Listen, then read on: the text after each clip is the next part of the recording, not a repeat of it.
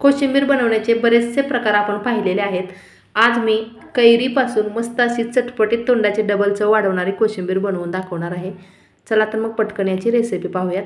तर कैरी स्वच्छ धुवून त्याच्यावरचे साल काढून कैरीचे असे मी काप करून घेतलेत, एकदम बारीक तुकडे करून घ्यायचे। त्यामध्ये घालायचे आहेत 4 हिरव्या मिरच्या। मिरचीचं प्रमाण तुमच्या आवडीनुसार कमी जास्त करा।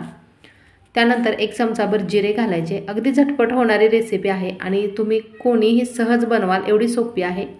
1 चमचाभर लाल तिखट घातलं मी आणि त्यानंतर लसूण घालायचं आहे। साधारण 20-22 लसणाच्या पाकळ्या घातल्या।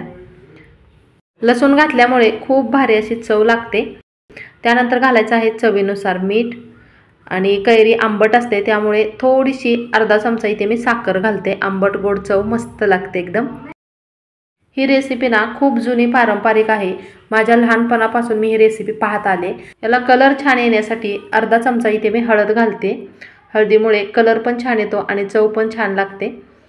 त्यानंतर याचा आंबूसपणा कमी होण्यासाठी आणि अजूनच याची चव वाढवण्यासाठी अर्धी वाटी इथे मी कच्चे शेंगदाणे घातलेत।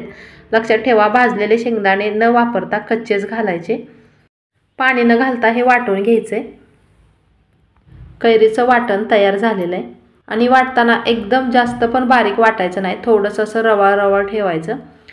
आता तुम्हाला जर आवडत असेल तर यावरून तुम्ही जिरे, मोहरी, कढीपत्त्याची फोडणी देऊ शकता, पण फोडणी घालण्याची काही आवश्यकता नाही। अशी चटणी मस्त लागते एकदम। मग याला तुम्ही आंब्याची चटणी म्हणा किंवा कोशिंबीर म्हणू शकता। चपातीसोबत, भाकरीबरोबर किंवा भाताबरोबर सुद्धा तोंडी लावायला मस्त लागते एकदम। चला तर मग मी लवकरच भेटते अशाच नवीन एका छानशा रेसिपीसोबत पुढच्या व्हिडिओमध्ये। धन्यवाद।